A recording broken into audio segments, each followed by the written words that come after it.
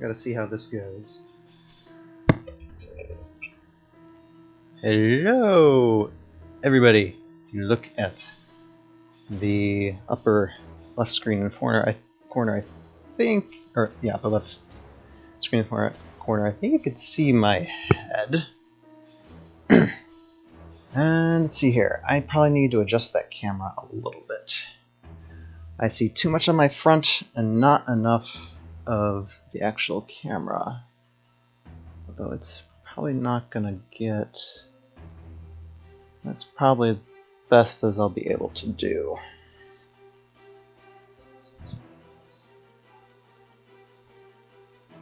And just give me a second. I need to do an audio check for the music and my voice. Hold on one second.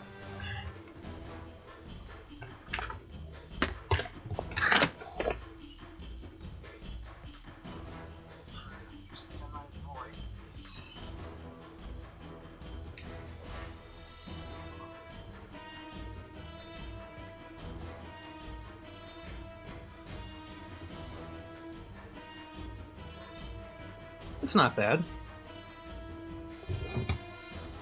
Let's see if I can talk with the microphone without the headphones being on. Do I sound okay? That's the question. I think so.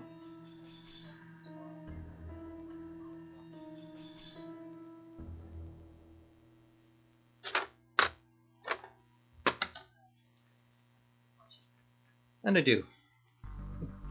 Okay, so I guess we'll start. I don't think I'll need this right now. This is like a very important piece of stop motion material. It's for my knees and my back. And when I'm doing stop motion for hours, when I used to do that,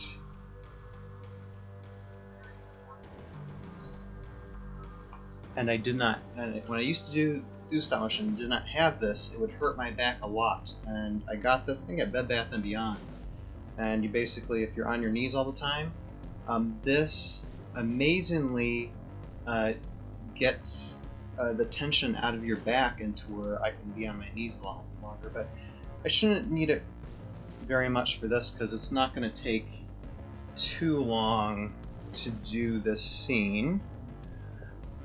And how about I get started with introductions too, because I haven't done that. But my name is Ryan. I am the creator of the stop motion show Tales of Valhalla: The Aftermath Chronicles. And as you see before you, we are about to animate one of the scenes for Tales of Valhalla Seasons 2. It's actually going to be the first fight scene that I'm going to animate, and it's between Raelin and Tul-Bak-Ra. You see him? He's right here, kind of behind this pillar thing right here. And to kind of explain the scene to you guys, this particular area is supposed to be a cave in which Jandar is currently dwelling in. And you have Raelin and a few more heroes that have come in here to converse with him. And everybody else has left, and Raelin's still talking to Jandar. But then she realizes, oh, I sense someone else is in this cave.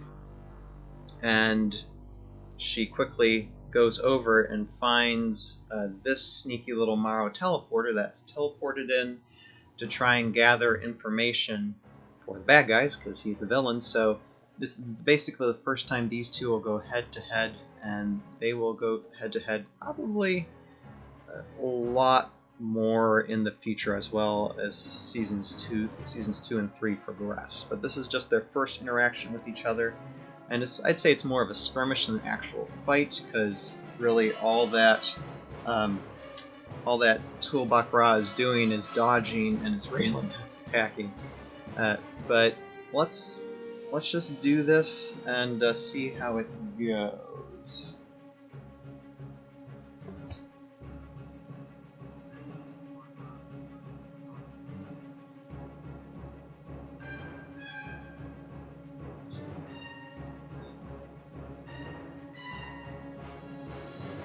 And I'm getting a comment from a friend saying that I should try tossing stop motion animation title of the stream.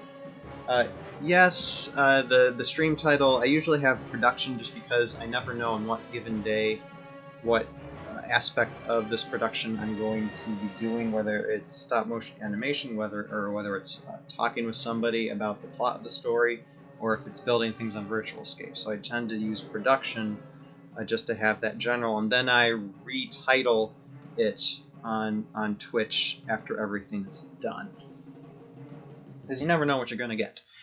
And okay, what else do I need to say? Okay, yes. For those of you who have just switched in and don't know what the heck is going on, I advise you to go to YouTube, type in the search bar Tales of Valhalla, and you should see the YouTube page for this show. And there's already season 1 there, along with an introductory video on one of the characters, all stop motion animation. A lot of fun, a lot of nice little battlefield scenes in there.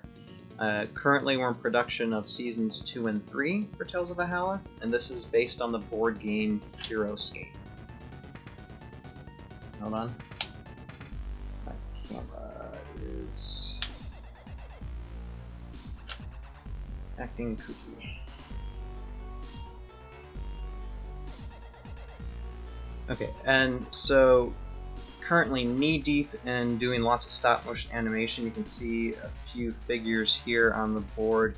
We have the Airborne Elite, we have Kelda, we have the Air Elemental, we have Sylvaris, we have some of the Elf Archers, we have Moorsbane here, and these guys are already animated with. It was just a lot of talking. It's about this, for like this particular set appears about 4 or 5 times throughout seasons 2 and 3, and about 20 pages worth of nothing but talking. And it has taken me almost 2 weeks to get all that done, and now I'm finally getting to the fun part, which is the stop motion animation. And it's another reason why I haven't done any live streams for the past couple of weeks. That's because I've been busy with this, and I just have not had time to do a live stream. But I decided, since I'm just about to wrap up with all this, and I just really have this fight scene to do along with a couple other shots, then I'll be wrapped. I decided to show you guys what animating a fight scene looks like, and in the future I'll probably show you how to animate much larger battle scenes as well that take hours and hours. This should only take a matter of a half hour or so. And currently I am using my trusty Canon T3i right here, and I right now just have a wide shot of the characters, and right now Raelin is not even in the shot. We just have Tul, and I always forget these Maro's names. Tul-Bak-Ra, yeah. We just have Tul-Bak-Ra here, and basically we'll have Raelin rush into the scene and strike at Tul-Bak-Ra. He'll dodge back, and she'll try and strike again, and he'll dodge back, and then he'll teleport out of the scene. So a very quick interaction, but still, a little bit of action, just so that there's a fight scene in this very long and boring episode that it's in, because basically you have the characters discussing the plot. So let's get started with that. Let's see if I can roll up my sleeves. And you see the script right here. Basically, I'm going to be shooting just basically what this paragraph is, and just a wide shot. Later on in the afternoon, when I'm done with this live stream, then I'm going to actually do close-ups as well of this particular action moment. But right now, we're just going to animate the wide shot. So, how about I stop talking and let's just start working on this. And I'm actually watching myself on Twitch. For those of you watching, thank you for watching. And as long as the audio sounds good, I'm guessing the audio sounds good, because from what I can hear from my phone, it sounds okay. If the music sounds too low, someone let me know. But I guess we'll just get started with this. I'm gonna adjust this flip screen so I can just stay down here. And let's see what we can do. So first off, when animating, now I've already white balanced everything. So the camera's white balanced, it's ready to go. And see here, I've already, okay. And I'm just gonna start by making sure the focus is good, because where these characters are gonna be, they have to be kind of in focus. They're generally gonna be in this area.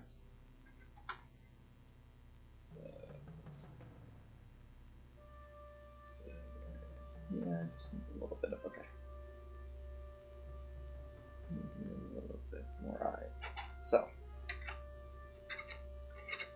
he's going to still be spying here, kind of, listening in on Raelin and Jandar talking, but then Raelin all of a sudden goes like, oh no.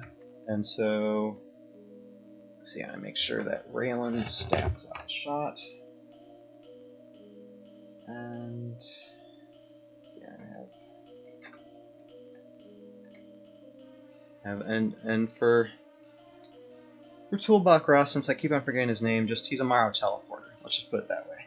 I'm just gonna call him Maro teleporter from now on, for the sake of the audience and me not looking at the script every 5 seconds. So make sure I want to see his back. Okay. And I would show you guys this flip screen here. There's a flip screen right here.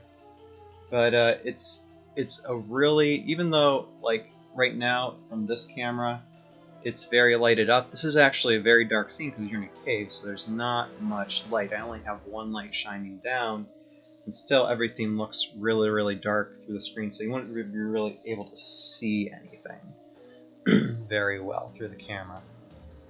But let's just get started. I'm going to start taking some photos.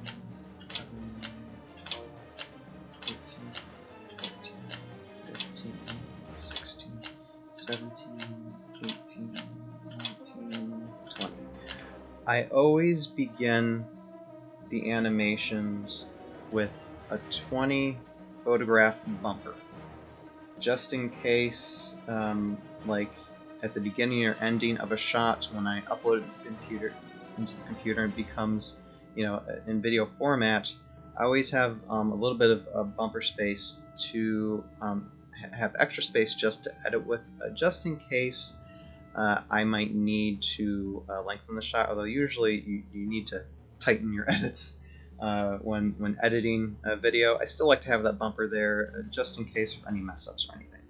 And doing wide shots at the beginning as well of any type of scene, doing wide shots is very necessary, because that way if you mess up at any point or it doesn't look good, you can always when you're doing your close-ups, look at those particular instances within those wide shots and be like, okay, well, I can fix that by doing this close-up here, and then just cutting to that close-up and removing that mess up altogether to where you have a close-up for it. So it's always good to do wide shots first. Okay, so I think I'm going to do another 20 photos.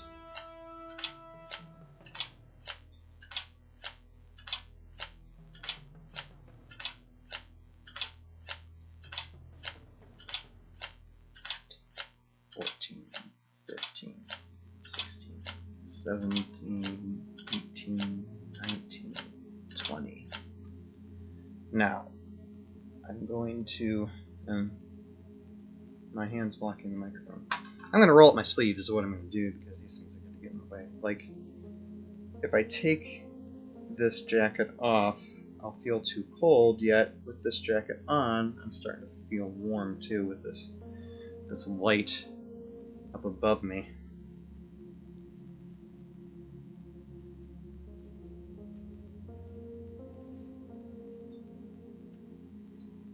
But if I roll up my sleeves, I should be good, and the sleeves won't get in the way.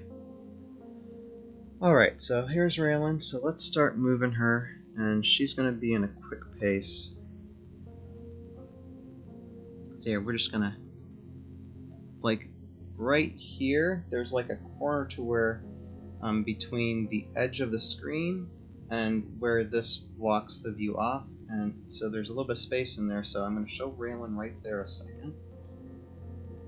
Take a picture of that.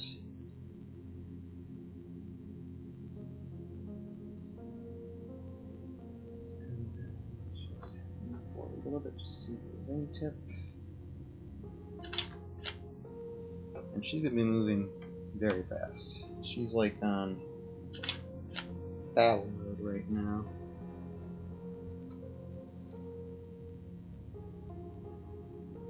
So she's running and using her wing space.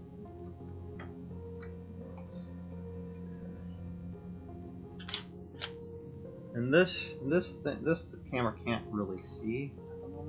Okay, now the camera's seeing her just a little bit. Then bring her out.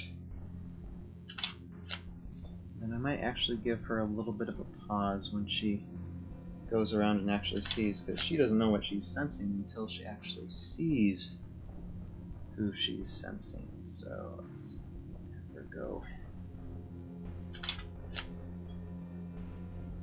this and have her face her opponent.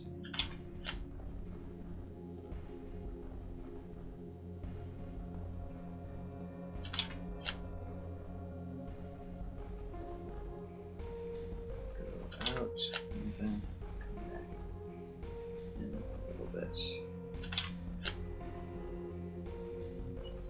Toss it up. Okay. And now 1, 2, 3, 4, 5, 6, 7, 8, 9, 10, 10. Okay, let's see. Rockrobotics asking me a question. Hold on a second. Pause a second for this. What microphone am I using at the moment? I'm using the microphone from my headset, which is currently in front of me. I'm just not wearing it. I have the headset on this map here. It's like, it's here. Where's my hand? It's right over here, just off the screen. Take my headset. It's right there.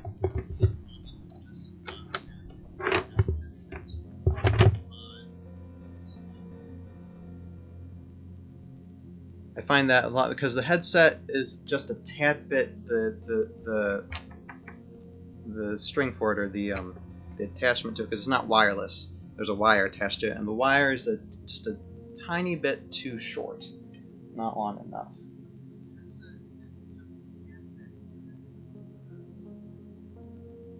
Sound like better understanding. Yeah, it's really good. See, and Rocket Robotics is Jason Rutherford, who does his own streaming for Legends of Kaldasha and Tabletop Battlefield, and I was helping host one of his live streams on Sunday, and we were having audio issues with my microphone. Apparently, like there was like feedback, a little bit of feedback coming in from my microphone. We were trying to figure out what, and he's telling me that my microphone's working pretty good right now in the live stream. Yeah, Jason, I have no clue. I don't know what to tell you. Because yeah, it's a pretty good microphone, pretty good headset, and it was only like I'd say like what, some $20-30 or something like that. So, or $20-30-40 I think. But still, I mean, actually no, it was $20-30 I think. It was, I mean, for the price, it's a really good headset. So, anywho, okay, back to animating, or I'll lose all three of you watching. Okay, so I think I did say I can do 3 more photos. The great thing about having a little bit more photos and making that scene a little bit longer, you can always cut out the length of this waiting time when you get to editing, make it shorter, because you're not moving it. You're not moving it.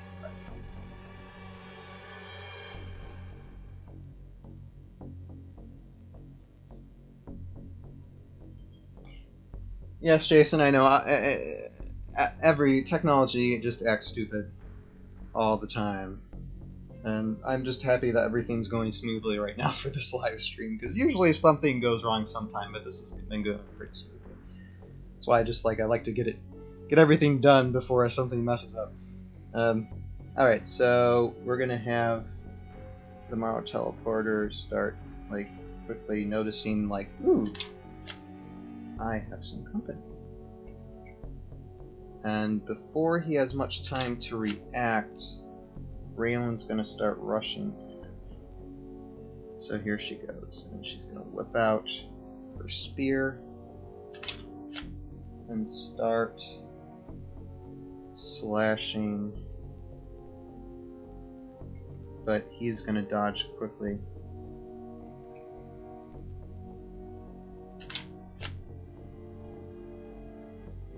We're gonna bring it around.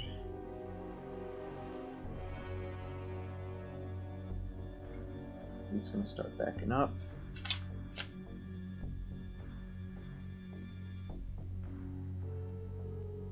And she's gonna start going really fast.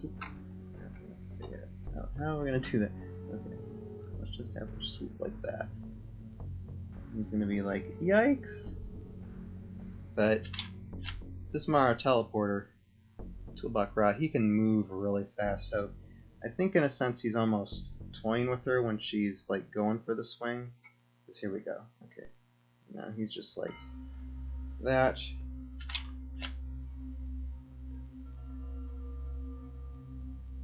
And we're just gonna move him like so, and she's coming almost about hit his knee, but he's gonna just boom. And she's boom. And she's gonna nearly hit the wall here, but he's already twisting around.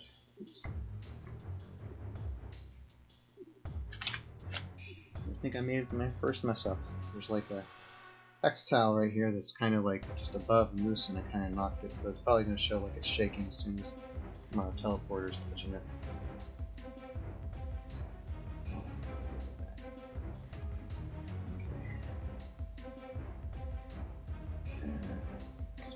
And have her go like that, and he's already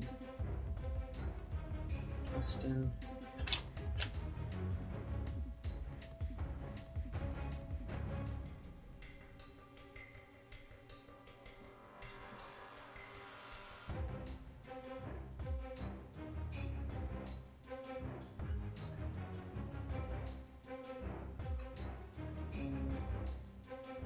She needs to go back around.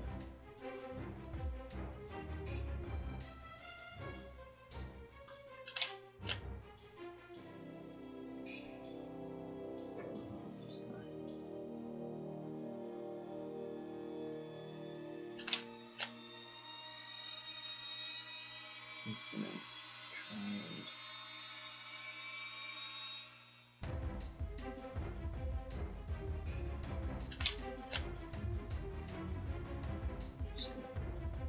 slowly now she's gonna start whipping. Right now, that. And these are all things I've noticed how many photos I take for animation. Seems to be around every second worth of video of animation with this type of video is about 7 to 10 photos.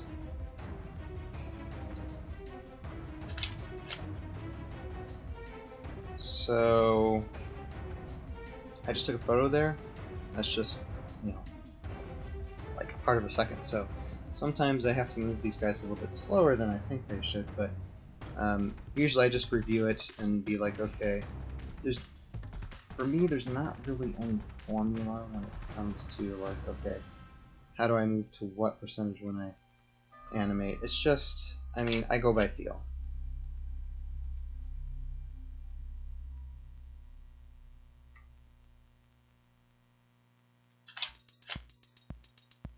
I'm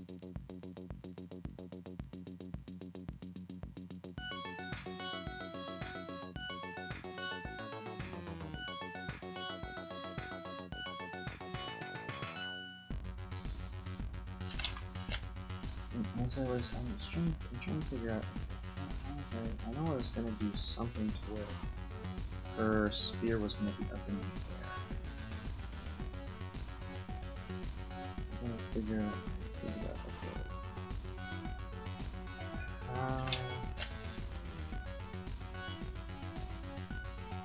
Did I want to do that?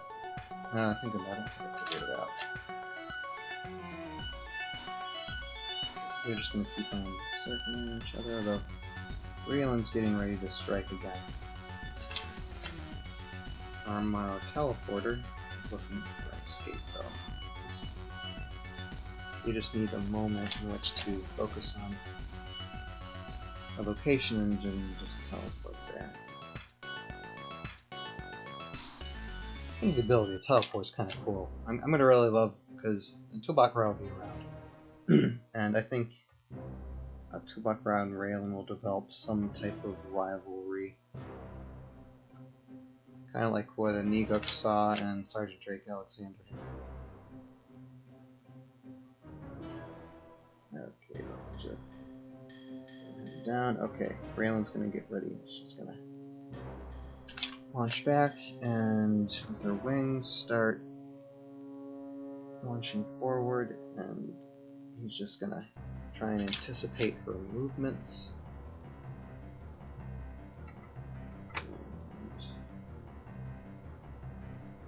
And there we go. Fast, really fast. She's coming around, ready to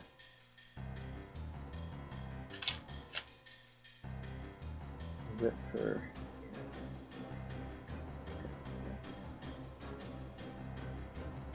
He's gonna move fast. So he's gonna dodge again, but very close. I mean, Raelin is fast, but he's just a bit faster.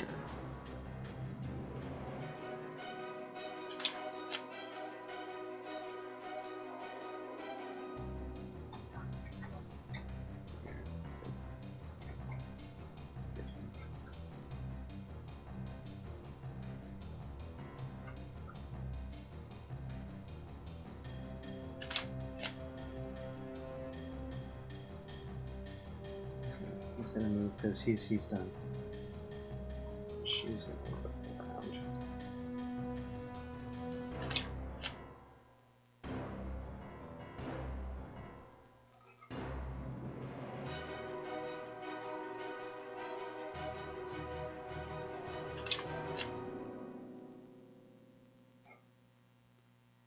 Now, one important rule, though I said there's no guidelines, but there is one thing important if you're going to be animating like figures like this.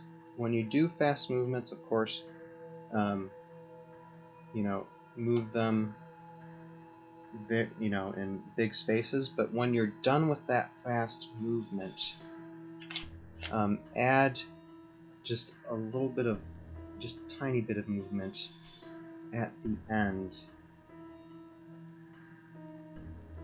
and have them kind of recoil themselves. Like right now, Raelin's whipped all the way around in a counterclockwise motion, and I'm going just to tip her forward again in kind of a counterclockwise motion.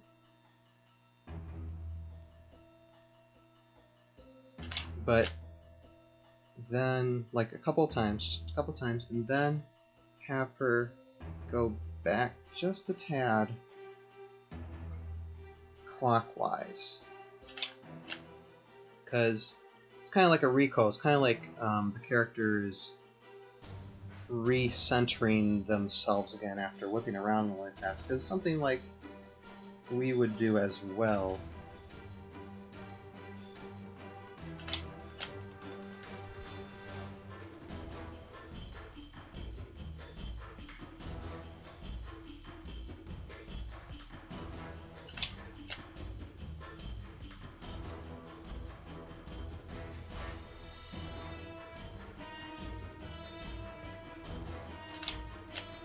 And like I said, this fight scene is literally like, in the show, it's probably just going to be like a few seconds. It's not going to be that long of a fight scene, but it's important, it's necessary, and it's some action. Let's see here. Okay, she's about to make. Let's see here. Okay, I'll have her be still, and he's gonna get ready to teleport, although she doesn't know it yet.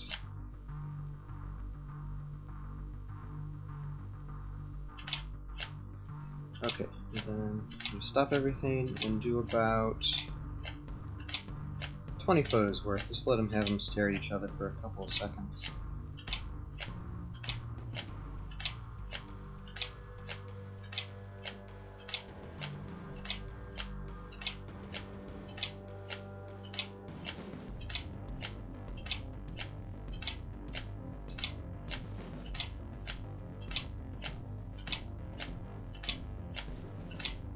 Okay, that's 20 seconds. And now Raelin is going to start stepping back to charge forward. She's going to try and go after him again. And she'll move back up a little bit. Now let's do 5 photographs of space.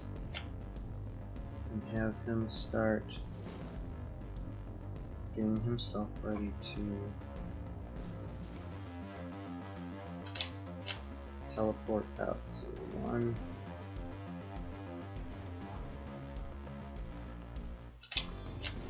2,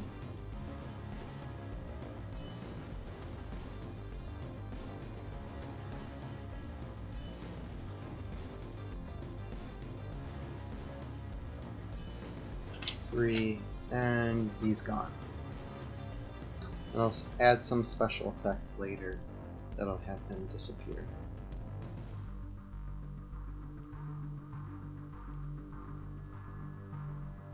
And she's just gonna stop short and then be taken aback like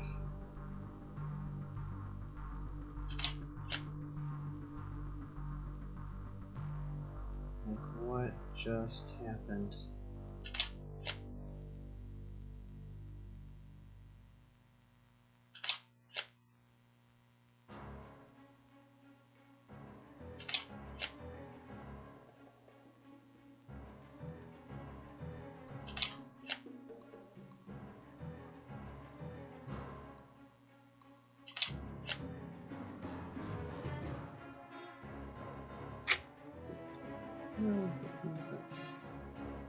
Great.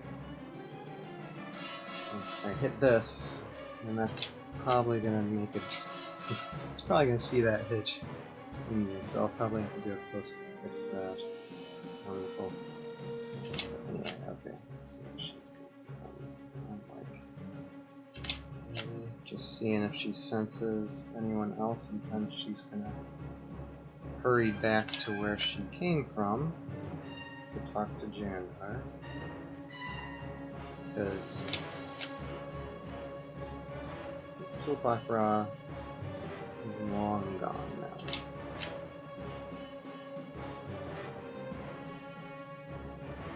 So, but we will see him again, for sure.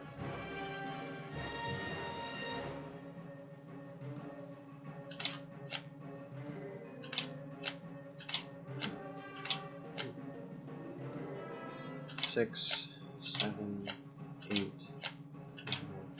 10, 14, 15, 16, 17, 18, 19, 20, 22, 23, 24, 25. This is what I do a lot when I'm animating, it's just I'm counting by 20s. Okay, she's going to start moving back, not as fast as she was.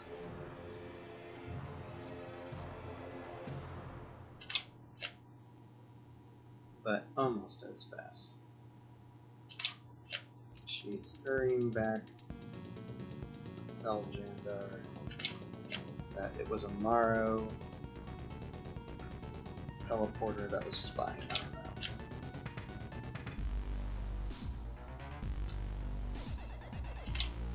Another great thing about doing wide shots, and another necessary thing about doing wide shots before doing the close-ups, is that you get a feel of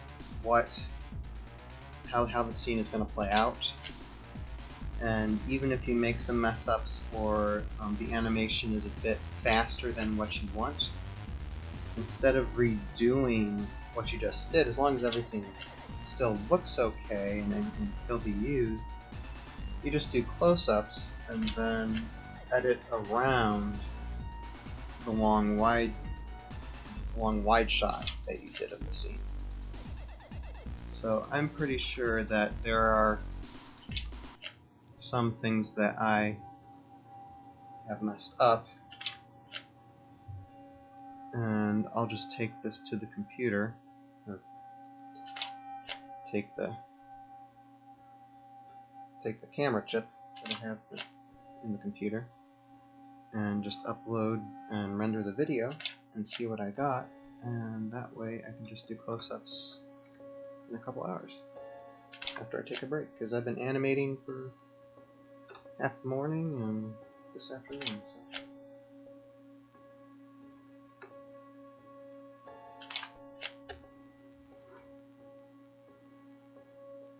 Where is she?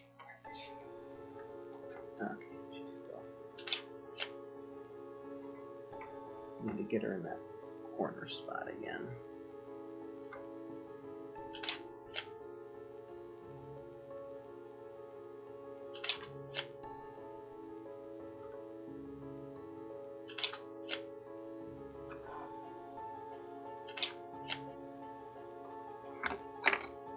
Okay, and then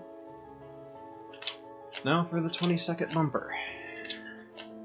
4, 5, 6, 7, 8, 9, 10, 11, 12, 13, 14, 15, 16, 17, 18, 19, 20. I'll do 30 pictures.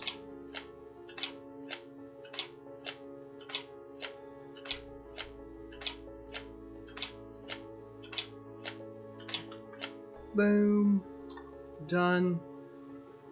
Congratulations. We just animated the first, well, it's not the first action scene of Tales of Valhalla Seasons 2, but it's the first one we animated for Seasons 2. Or for Season 2. Seasons 2. I have Seasons 2 and 3 on my mind. So that's it. I know this is probably kind of a short live stream, but I still have things I gotta do, and hopefully next week we'll be back in virtual escape, or maybe we'll be chatting with somebody, something like that. We'll do something for sure, and then we'll have a longer running time. But I just wanted to show you guys this. Like I said, it was a quick stop motion scene, but it was the first fight scenes that I was animating, so decided just to show you guys, and hope you liked it. And I will see all of you next time. Once again, I'm Ryan, creator of Tales of Valhalla, and if you want to check out Tales of Valhalla on YouTube, then just go to the search bar, type Tales of Valhalla, and you should find it on YouTube. And if you're on YouTube watching this, please subscribe, like, share, and see if we can keep on building our audience, and so that way I can keep on doing this and just see where it takes me. And as well as go to our Facebook page, and I'll leave links in the description if you're watching on YouTube. So thank you all for watching, and I'll see you guys when we do this next time. Bye.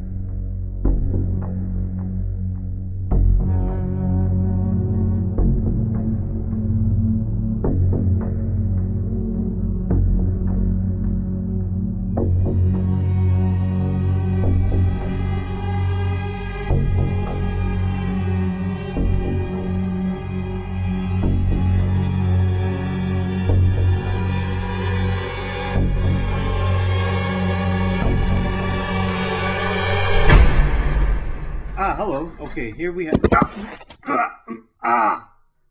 I'm alright. I just have to get back up here. Good, now, how do I fire this? Ooh, I'm so sorry. Is the cameraman okay? I think this equipment should be replaced.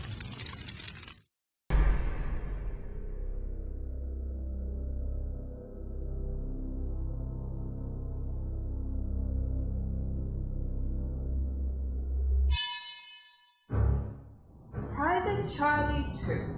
No need to make me feel more special than I already am, sir.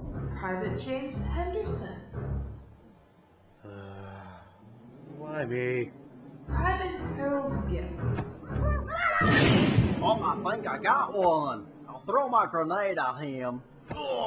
And their leader, Daniel Taylor. See, you cowardly babies? No monster here. Must have realized I was coming and decided to run away from the might of the super soldier that I am.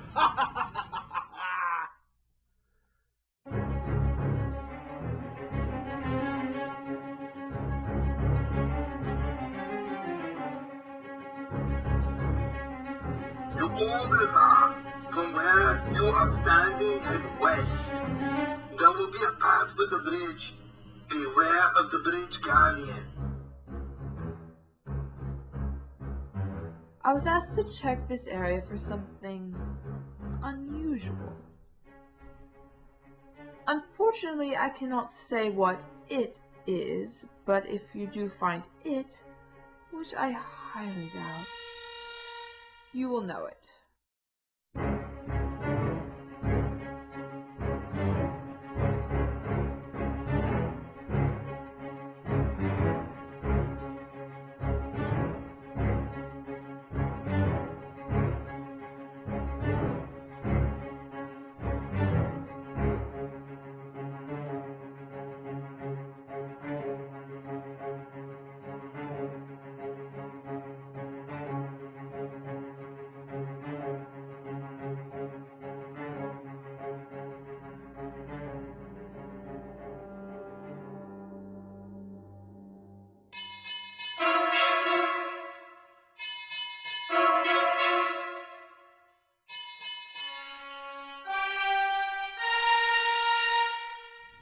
As well as kicking the behinds of many, many, many, many villains. He just looked at me and I said, I'm Lieutenant Dan.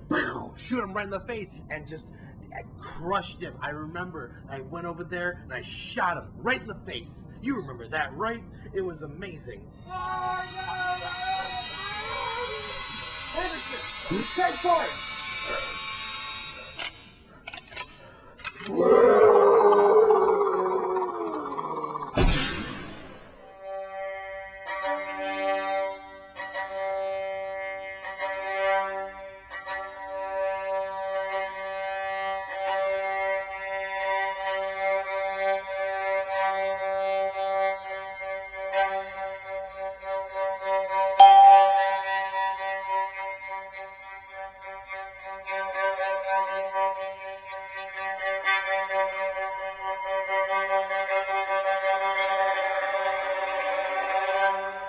I will find them.